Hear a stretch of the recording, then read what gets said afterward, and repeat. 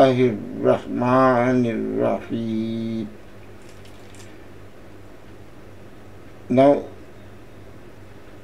one thing important about that which we are actually taking previously a serial of lectures on the spirochetes genus, and although these diseases are not usually seen,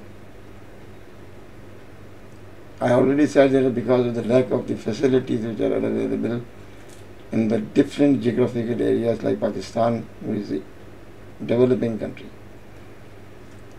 and because of the lack of facilities, only thing which we have is the observation, the clinical judgment, the geographical area, and the epidemiology. Then you can diagnose it on this basis. Otherwise, these diseases which are actually going on from 2.5 months, spirochetes, they are difficult to diagnose, except one which is syphilis, for the Tapenomoma pallidum, and that is the disease which is actually of interest. But other diseases are as well important for the differential diagnosis, because you should enlist in the differential diagnosis. That is why they are important. There is a case presentation about, let's say, about 15 years, 20 years back. I was attending that case presentation by another ward, and they are presenting a case of a farmer who has cervical lymphadenopathy, and few of the lymph nodes, they told us that they are made of sinus, one or two places associated with the conjunctivitis and the scleritis, means that both eyes are involved, and they were presenting this case. So the differential diagnosis was made and discussed, and as final diagnosis has been settled out that it is the rare presentation of the primary tuberculosis. A rare presentation. So I was sitting and I said that there are other diseases which can cause this problem. Because he is a peasant or a farmer, there are chances of other diseases. Because you have no direct evidence in the biopsy, it is just lymph nodes are the reactive hypoplastic, and no organisms were found by the staining at that time, which they have done by some private laboratory, the histopathology. And the patient is presented as a PUO, paroxysmal origin.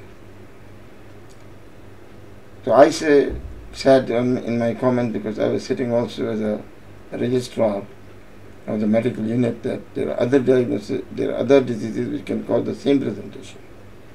And one of the diseases is Tularemia. So the professor of that unit said, I have never heard of anything about Tularemia in this country or nearby. So why you are focusing on it? I said that this is a potential area for this disease. For any disease to be diagnosed, you should see whether the geographic area is supporting to you, what is the epidemiology in the surrounding zones, very near zones, etc. And the clinical presentations, and then forthcoming the investigations and the last. So according to the first and second and third points are favoring this condition, although the lab diagnosis was missing. You know that it is difficult disease to diagnose. It is not easy one. I am Professor Ali Heather. I am Honorary Global Professor of Medicine without any name or fame or any economics. It is a free channel to learn internal medicine, whether you are a student or my friend or the candidates of the membership examination or the fellowship examination in the country or outside the country. Let's discuss now this disease. So, introduction is tularemia, also known as rabbit fever. You said a rat bite fever, and the other fevers has been discussed previously. Tick-borne fever, mite-borne fever, flare-borne fever.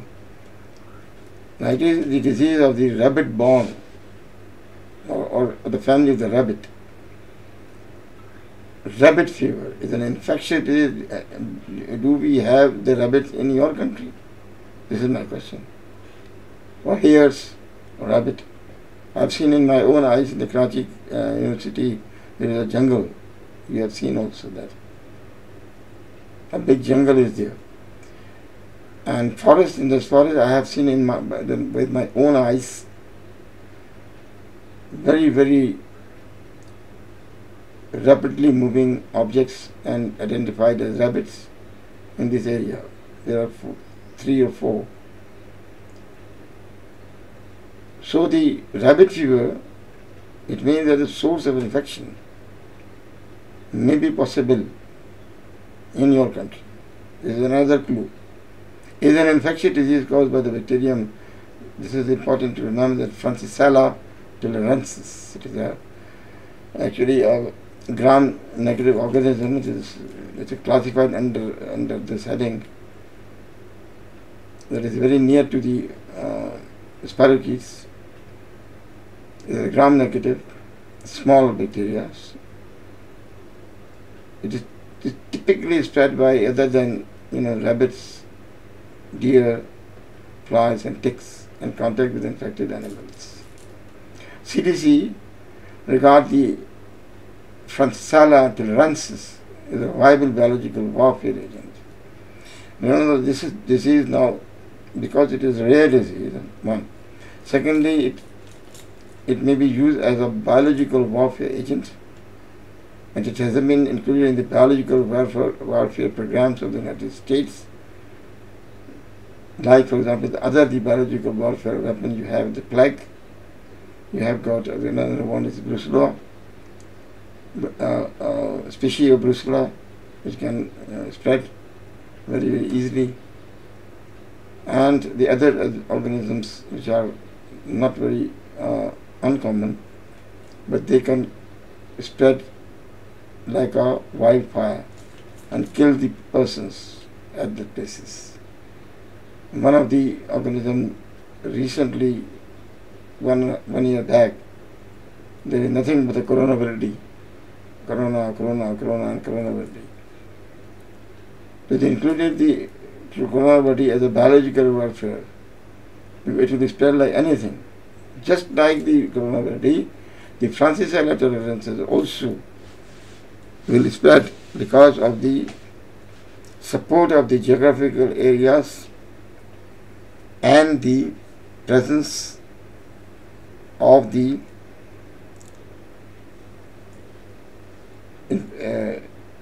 you can say what is hosts, like rabbit or deer, flies or ticks. They are also there in your country.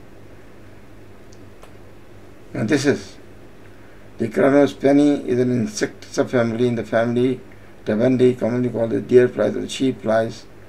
Now this is the insect, and a blood-sucking insect considered pests to the humans and the cattle. So this is actually the vector-borne disease. The deer or a rabbit will not bite, and that's very, very rarely. It is very rare that the rabbit will bite you, because you cannot catch easily this animal. Prevalence that the Francisella tularensis has been reported in humans and animals and every state of the United States except Hawaii. Remember, this is the organism which is difficult to diagnose because of the lot of facilities are there, research facilities. That is why they are diagnosing in their country. Little is known about the distribution of the Francisella tularensis in Asia, except that it is present in the former USSR, Eastern Turkey, China and Japan. China is your neighboring country, Turkey is very near to you. It was first reported in India in 2015 in a blood culture febrile patient. So this was a case presentation that the first case diagnosed direct evidence because of histopathology and because of the bacteriological support. They diagnosed this. So that's the first case reported in this area. In a febrile patient of the biological pulmonary region, the first case of Tularemia infection in humans.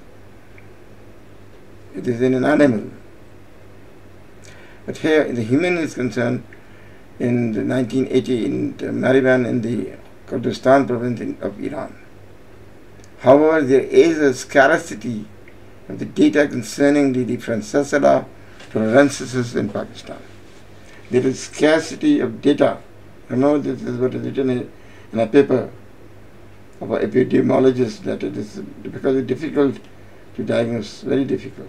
The only available study was carried out on the Francisella tularensis contaminated soil using PCR with the support of the Pennsylvania State University, USA. They have researched whether they are present or not. Yes, it was present in the soil and in the Khyber Pakhtunkhwa and some parts of the Punjab. They have actually found that the organisms were cultured in the soil, in the farmlands or farms. Worker did not find any report of the Francisella tularensis being identified in clinical specimen from Pakistan. I already said that it is very difficult to diagnose because of the lack of the research tools. The workers present the first case report of the chest infection due to the Francisella tularensis. It led to the pleural and the pericardial effusion in a cardiac patient who had been operated on the closure of the ventricular septal defect. Only one case it was found when they have opened it, the patient of the VSD who developed chest infection, and there is a chest infection in the sputum and in the BAL, the bronchoalveolar lavage. They have found that this organism is present. Only one evidence was there. It is again in the Peshawar. In Peshawar, they have actually picked up, rather I would say. So only one case was 100% perfectly picked up. The others probably are missed. It means that this disease is there in the sporadic cases, rather far-flung areas, or there are probably 4 or 5% of our village are involved. You have seen in the media that somebody is actually with a camera and a mic was standing in the village, and that there is a very atypical type of disease in this zone which cannot be diagnosed previously. So this type of the reporting was done previously. I have seen in 10 years many reporting that all of the village members are involved with the same type of a disease. So they have not actually worked on it. Only one, they have made the one bench, or rather inquiry, or the research team to go there and try to diagnose what is this. So they have not diagnosed any specific condition in that area. They said it is an infectious process, possibly, and difficult to diagnose, although And again they will be labeled as the tuberculosis, lymphadenitis, etc. Although it was not lymphadenitis because of the mycobacterium tuberculosis. Not proved. The clinical features, the following are common finding in the various clinical forms of tularemia: abrupt onset of the fever and the chills. These symptoms typically last for several days, remit for a brief interval, and then recur. So only a brief interval will be there, remission is there. It is a relapsing type of a fever, it means that, very near to it. The pulse temperature dissociation, every 1 degree Fahrenheit increment will cause 10 plus pulse. So it is dissociation, so it is relative bradycardia. Headache, anorexia, malaise, or fatigue or prostration, myalgias, cough, vomiting, pharyngitis, abdominal pain. Secondary pneumonia may occur in 45 to 83% of the patient of the variant of the tularemia, which is called typhoidal form. As many as 20% of the patients with tularemia have a rash. Only 20%, it is not very common. May begin as a blotchy, macular or maculopapular, and progress to pustular form. So again, a blotchy, maculopapular, vesicular form, and pustular form. Chickenpox, of course, another differential diagnosis have been made. Erythema nodosum and erythema multiforme rare erythritid disease. It is common in primary tuberculosis, not in the tularemia. And Steven Johnson is also not common in this, although it is rather seen in herpes infections and probably the other viral infection as well, streptococcal infections. Now, clinical features are more specific signs and symptoms are as follows. Now, specifically, if you learn this, the ulcerogranular tularemia includes painful regional lymphadenopathy and an ulcerated skin lesion, and glandular tularemia, tender lymphadenopathy without evidence of the local cutaneous lesions. Only there is a lymphadenopathy which is about tender, no skin involvement. Glandular tularemia.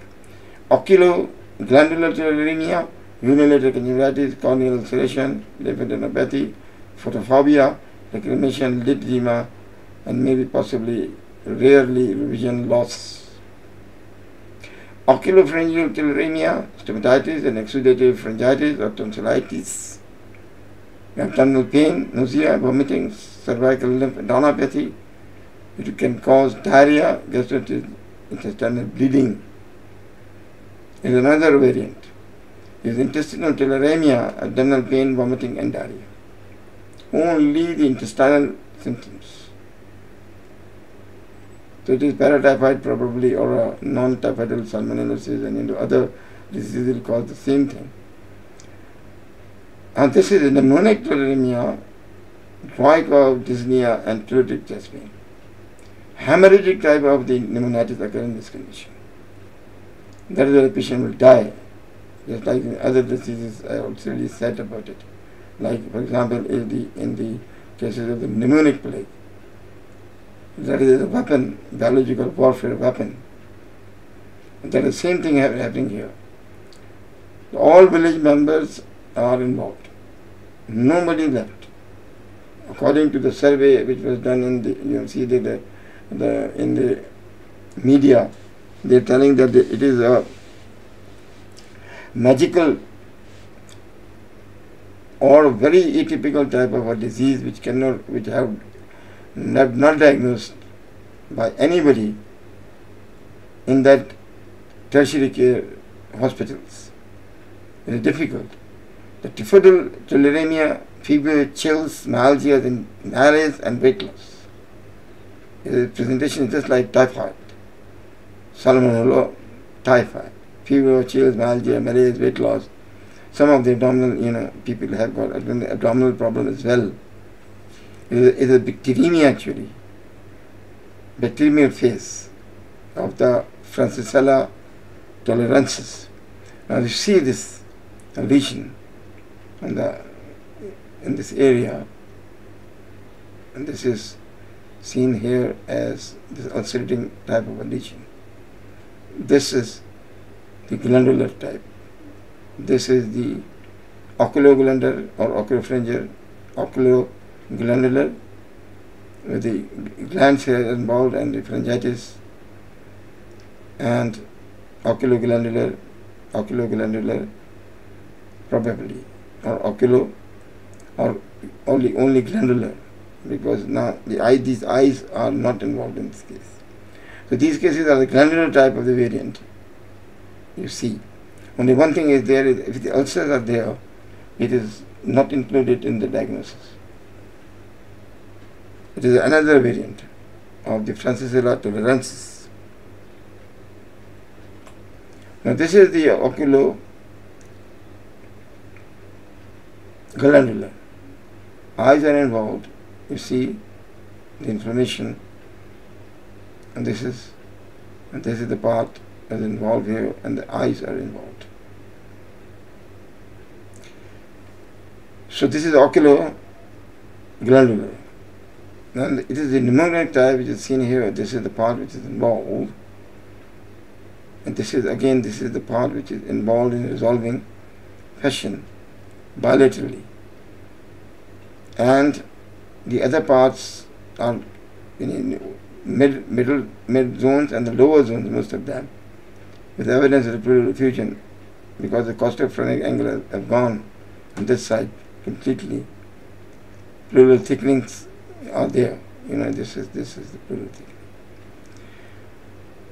Now this is the differential diagnosis of any disease. Of course, this is not a specific one. The diagnosis can be made. How will you diagnose this condition? Biopsies, direct evidence. What you see in the diagnosis, in the specimen is the geographical areas of the necrosis with the neutrophils and necrotizing granulomas. So it is a granulomatous type of a disease, very near to definitely any disease which called granuloma. That is why the tuberculosis was diagnosed by our colleague, which I have presented earlier. The case, the pattern is non-specific, similar to other infectious lymphadenopathies.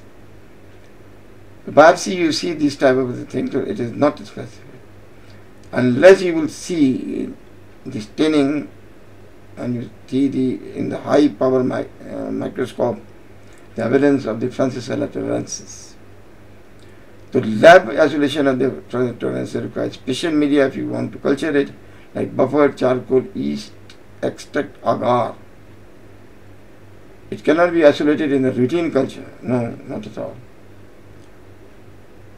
Possibility of the serology, whatever serology is concerned, the detection of antibodies in the serum of the patient, IgM, IgG, ELISA, but the cross-reactivity with the brucella, again, can confuse interpretation of the results, so the diagnosis should not rely only on serology.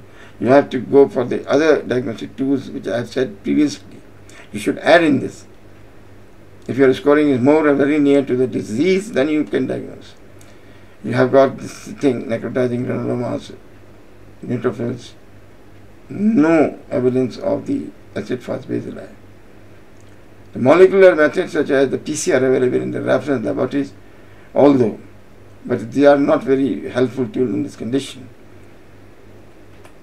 Treatment is typically with the antibiotic, streptomycin, very strong agent against the gram-negative bacilli. That these are all the aminoglycosides. Gentamicin, these are the first line of the management. Either you use streptomycin or gentamicin. Then coming the second choice is doxycycline again.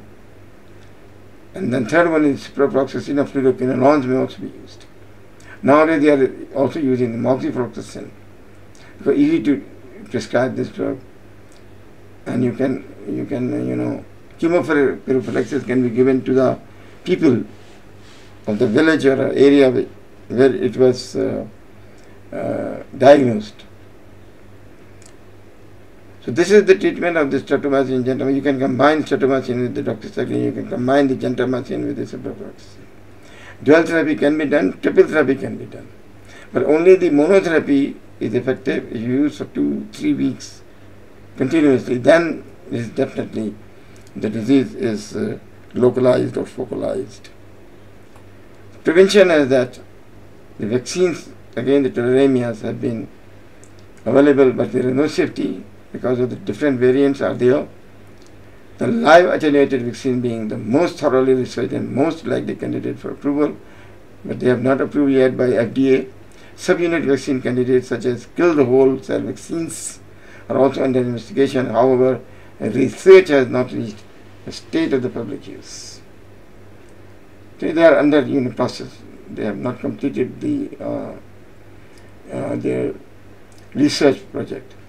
Optimal preventive practices including the limiting direct exposure when handling potentially infected animals by wearing gloves and the face mask, importantly when scanning the diseased animals. In Idul-Azha, this is the problem actually which is going on. The disease-infected animals may be there in that you are purchasing. You don't know that the animals are infected with tolerances, tularemia. That is why it can spread among the other animals as well as in humans. There is a possibility. So this is the preventive role. You can go, for example, it is not possible for you to do all the things, and illiterate people, illiteracy is the problem in your country, they go for the chemoprophylaxis. For example, you can give easily with the levofloxacin 500 milligram for 2 weeks, where they are living or they have potential to catch the disease.